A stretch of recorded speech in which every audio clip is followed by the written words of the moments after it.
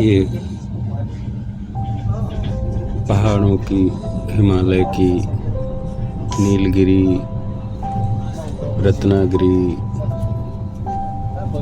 पर्वत श्रृंखलाओं की इतनी सुंदर संपदा। इस वन संपदा को देखते हुए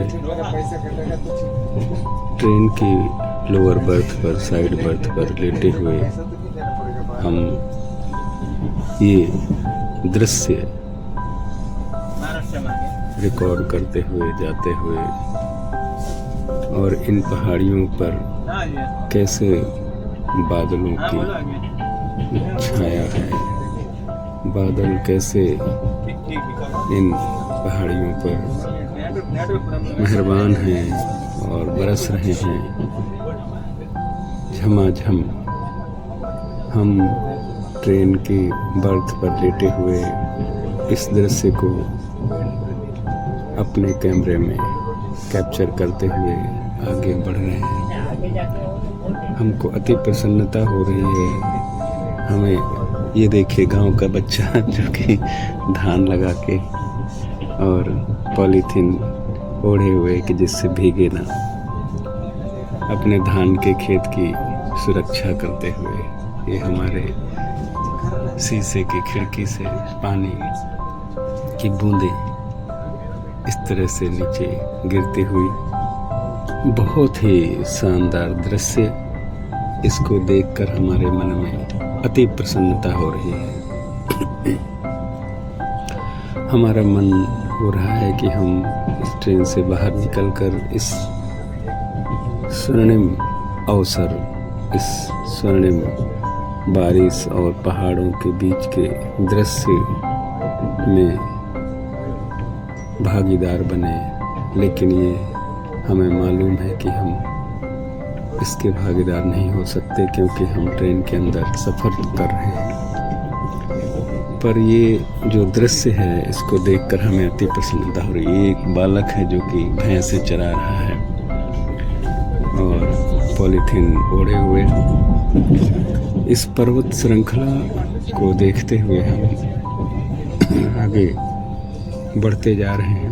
हमारी ट्रेन यूं ही आगे चलती जा रही है। हम ऐसे दृश्य को, ऐसी सुरम्य प्राकृतिक छटा को देखने में पहली बार सक्षम हुए हैं। इस तरह का परिदृश्य हमने पहले कभी नहीं देखा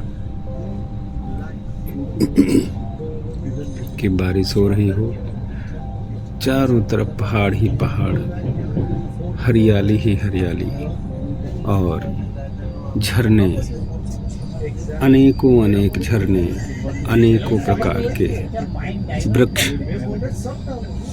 झाड़ियाँ और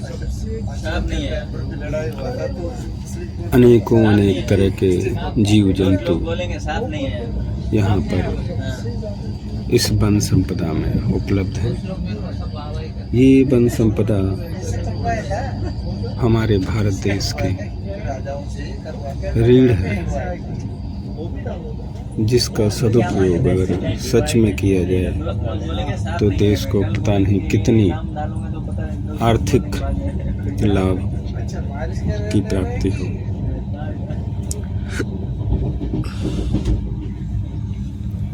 अति सुंदर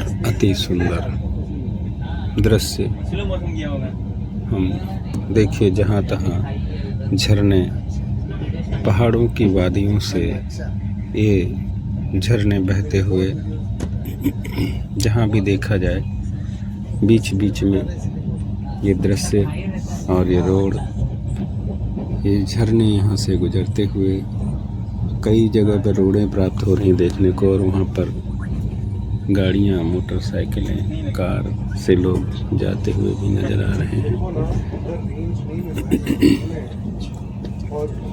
ये दृश्य अपने आप में बहुत ही सुंदर दृश्य है। ये पहाड़ियों में हो रही बारिश, उनके बीच से हम गुजरते हुए ट्रेन में, और इस बीच में जो थोड़े बहुत प्लेन समतल ज़मीन है वहाँ पर चावल की खेती, धान लगे हुए, छोटे छोटे नदी नाले, और एक ये बेहतरीन नदी यहाँ पर हमें देखने को उपलब्ध हुई, जिसको हम देख रहे हैं कि इसके किनारे एक छोटा सा गांव बसा हुआ है। और ये नदी, इसका नाम सावित्री नदी था। ये सावित्री नदी हमने पार की है, जो कि महाराष्ट्र के अंतर्गत आती है।